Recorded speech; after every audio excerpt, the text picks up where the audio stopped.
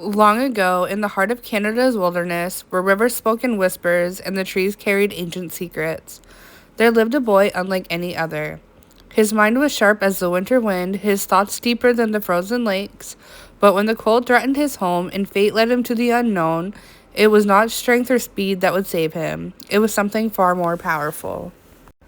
Tonight, we journey through a tale passed through generations, a story of survival, wisdom, and unseen forces that guide us. This is the boy who was saved by his thoughts, a Canadian folklore.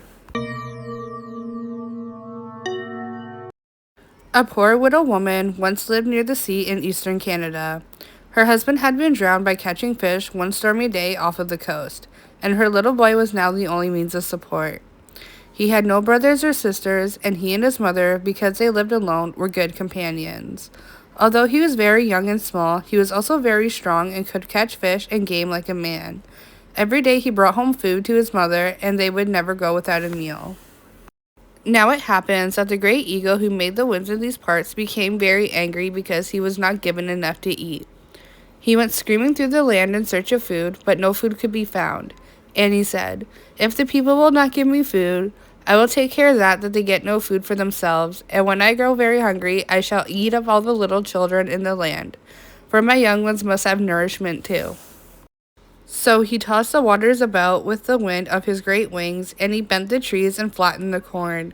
And for days he made such activity on earth that the people stayed indoors, and they were afraid to come out and search for food. The boy and his mother became very hungry, and the boy said, "I must go and find food since there's not a crumb left in the house, and we cannot wait any longer." He said to his mother, "I know where a fat young beaver lives in his house of reeds on the bank of the stream near the sea. I shall go and unalive him, and his flesh will feed us for many days." His mother did not want him to make such a hazardous journey, for the great eagle was still in the land. But he said to her, "You must think of me always when I am gone, and I will think of you. And while we keep each other in our memories, I shall come to no harm." So taking his long hunting knife, he set out for the beaver's home in his house of reeds on the banks of the stream near the sea. He reached the place without mishap, and there he found Beaver fast asleep. He soon unalived him and slung him over his shoulder and started back to his mother's house. "A good fat load I have here," he said to himself, "and we shall now have many good dinners of roast beaver meat." But as he went along with the beaver on his back, the great eagle spied him from a distance and swooped down upon him without a warning. Before the boy could strike with his knife, the eagle caught him by the shoulders and soared away, holding him in a mighty grip with the beaver still on his back. The boy tried to plunge his knife into the eagle, but the feathers were too thick and tough, and the boy was not strong enough to drive the knife through him. He could do nothing but make the best of his sorry plight. "Surely I can think of a way to escape," he said to himself, "and my mother's thoughts will be here to help me." Soon the eagle arrived at his home. It was built on a high cliff overlooking the sea, hundreds of feet above the beach, where even the sound of surf rolling in from afar could not reach it. There were many young birds in the nest, all clamoring for food. Gray Eagle threw the boy aside of the nest and told him to stay there, and he said, "I shall first eat the beaver, and after he is all eaten up, we shall have a good fat meal from you." Then he picked the beaver to pieces and fed parts of it to his young ones. For some days, the boy lay in terror in the nest, trying to think of ways to escape.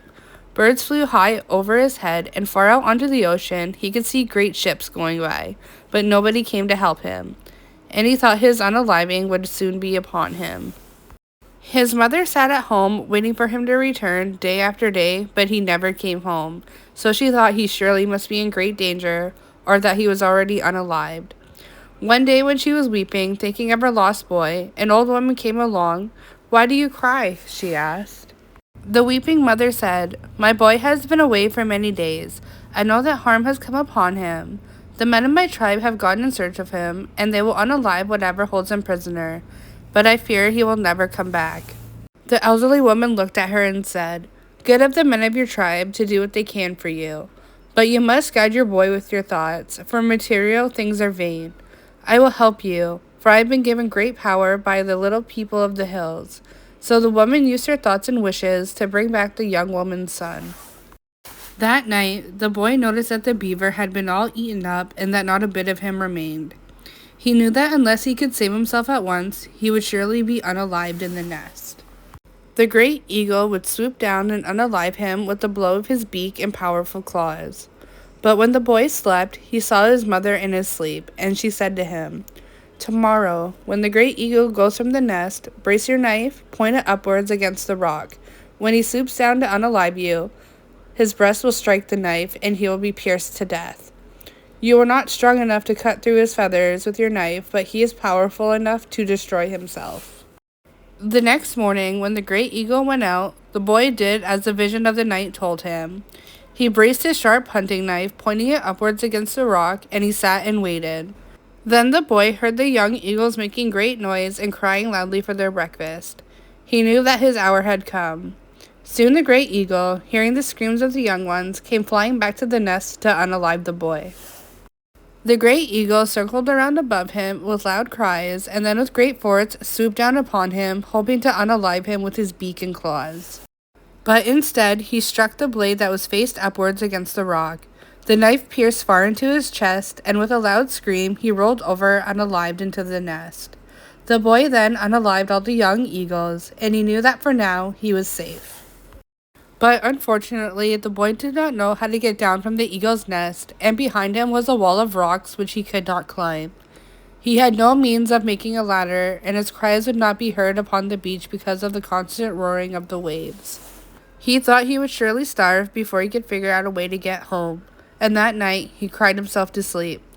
But in the night, he again saw his mother in his sleep, and she said, "You are a foolish boy. Why do you not use the thoughts I sent you? Tomorrow, skin the eagles, crawl inside their skin, and if the wings can hold the eagle in the air, they can likewise hold you. Drop off from the cliff, and you will land safely on the beach." The next day, the boy did as the vision of the night had told him. He carefully skinned the great eagle, then he crawled inside him and thrusted his arms through the skin just above the wings, so that his extended arms would hold the wings straight out beneath him. Then the boy was preparing to drop down. But when he looked over the cliff, he was very frightened and suddenly became very dizzy. On the beach, the people looked like flies, they were so far away. But he remembered the promise he made in his slumbers. So he pushed himself from the cliff and dropped down. The wings of the great eagle let him fall gently through the air, and he landed safely and unhurt upon the beach. He crawled out of the skin and set out for his home. It was a long journey, for the great eagle had carried him far away. But towards the evening, he reached his home safely, and his mother received him with a great gladness. The boy began to boast about his adventure, and he told how he unalived the great eagle and how he dropped down from the cliff. He spoke of himself with great pride because of his strength and his sharpness. But the old woman from the land of the little people, the fairies of the hill, who was still present with his mother, said, "Oh, vain boy, do not think so highly of yourself. Your strength is nothing. Your sharpness is nothing.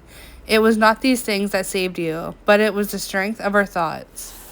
These alone endure and succeed when all else fails. I have taught you the uselessness of all material things, which in the end are but as ashes or as dust. Our thoughts alone can help us in the end, for they are internal."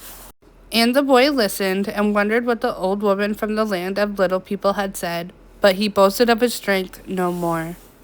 And that is the folklore story of the boy who was saved by thoughts. If you enjoyed it, please give it a thumbs up and subscribe if you want to see more. Thank you and have a great day.